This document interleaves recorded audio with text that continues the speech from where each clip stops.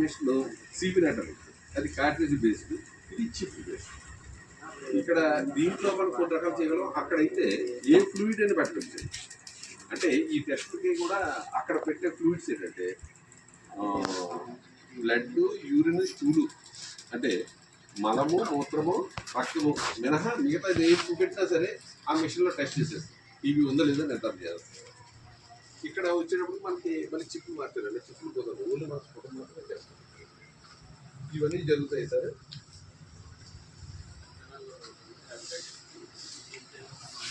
తుంపర్లు అనేటప్పటికి సాధారణంగా ఏమనుకుంటాం మనం? ఇప్పుడు నేను మాట్లాడుతున్నప్పుడు మీరు తుంపర్లు పడుతుంది కదా, అవి తుంపర్లు అని అంటాం. తుమ్మినప్పుడు తుంపర్లు అంటాం. నెక్స్ట్ దగ్గినప్పుడు తుంపర్లు అంటాం. ఇంకా తుంపర్లు వస్తాయి కదా మన నోటప్పటి నుంచి. ఎప్పుడైనా టేస్ట్ మన క్యారేజీలు తీసుకుంటాం కదా, బాక్స్ లోపల చేస్తున్నప్పుడు ఎవరైనా మామిడికాయ పప్పు ఆవకాయ అన్నప్పుడు కూడా నోటప్పటి నుంచి చుట్టుపడతాయి కదా, అవి కూడా తుంపర్లే. కానీ మనం అనే తుంపర్లు అయ్యే కాకుండా వేరేవి ఏమిటంటే, ఇది వింటర్ వచ్చింది కాబట్టి మనం ఇప్పుడు ఐడెంటిఫై తిరుగుతుంది. ఉదయాన్నే లేచిన వెంటనే మనం మాట్లాడుతున్నప్పుడు నోటప్పుడు ఆవిరి వస్తుంటుంది. గమనించారా?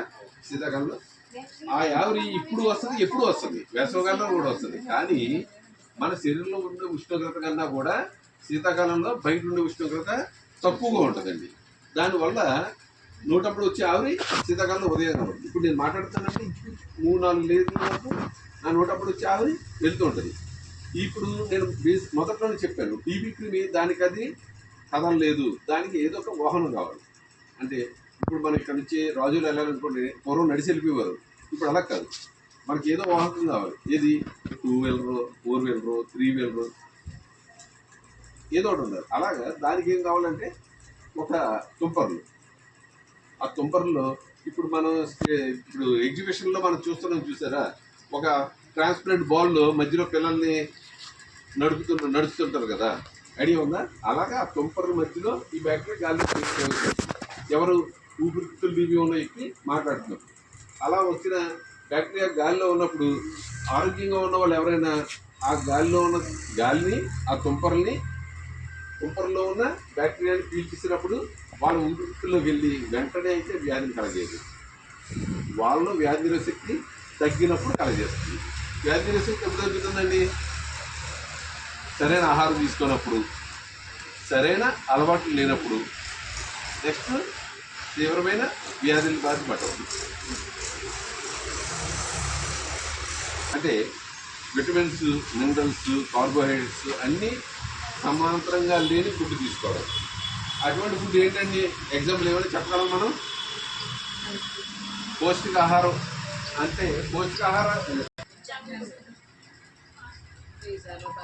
బర్గర్లు, బేకరీ ఫుడ్, అందులో మొత్తం అంతా మైదా పిండి, డాల్డా, అంతే ప్రాసెస్ చేసిన ఫుడ్. దాంట్లో విటమిన్స్, మినరల్స్ ఉండవు. విటమిన్స్, మినరల్స్ ఉండాలంటే మనం రోజు వండుకుంటే ఆకుకూరలు, పప్పు, ఇటువంటి వాటిలోనే మనకి పోషకాలు అందుతాయి. అయితే ఇందులో మా సిబ్బంది అందరూ కూడా, అంగన్వాడీ సిబ్బంది కూడా చెప్తారు, ఆకుకూర పప్పు తీసుకోండి అని చెప్తారు. ఆకుకూర పప్పు తీసుకోండి అంటే ఆకుకూర ఎలా వండుతారు? అంటే పోషకాలతో వండుతారా, పోషకాలు లేకుండా వండుతారా? అంటే ఇది కొద్దిగా మొత్తం టీవీ గురించి చెప్తున్నప్పుడు కొద్దిగా మీకు ఊరు పడుతుందని జస్ట్ ఆఫీస్ మధ్యలో ఇలాగే చెప్తున్నాను. అది కాకుండా మళ్ళీ దీన్ని ఇంకొంచెం అడ్వాన్స్డ్ అయ్యారు. ఎలాగంటే ఆ మొక్కలన్నీ ఉడకబెట్టి ఆ నీళ్ళు పారపోసేస్తారు. అంటే పసర వాసన వస్తుంది. ఓకేనా?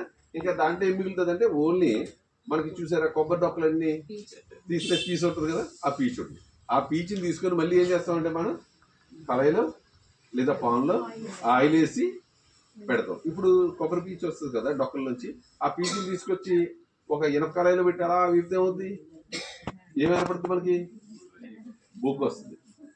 ఇప్పుడు మనం తినేది తోటకూర వేపుడు అంటే బొగ్గు, దానివల్ల ఉపయోగం లేదు.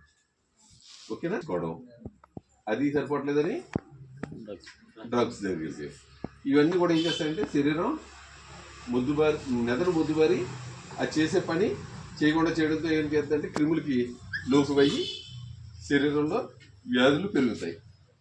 ఇంకోటి ఏమిటి? తీవ్రమైన వ్యాధులు. HIV virus. అంటే ఇక్కడ ఒక ముఖ్య విషయం మాట్లాడుకోవాల్సింది, హెచ్ఐవి ఎయిడ్స్. ఇవి రెండు ఉన్నాయి కదండి. ఈ రెండింటికి మధ్యలో తేడా ఉంది. ఏంటంటే హెచ్ఐవి అన్నది వైరస్ మన శరీరంలో ప్రవేశించినప్పుడు పదం మాట. ఇన్ఫెక్షన్ గురైతే హెచ్ఐవి అని అంటాం. ఎయిడ్స్ అంటే హెచ్ఐవి నేను సరైన జ్ఞానంతో టీబీ వ్యాధి పట్ల భయాన్ని తొలగిస్తాను. నేను అప్రమత్తంగా ఉంటాను. టీబీకి సంబంధించిన వివక్ష మరియు కలంకాన్ని అంతం చేస్తాను. నేను టీబీ రహిత భారత్ కోసం నన్ను నేను అంకితం చేస్తున్నాను. టీబీ హరేగా దేశ్ జీతేగా. టీబీ ఓడిపోతుంది, దేశం గెలుస్తుంది. Thank you.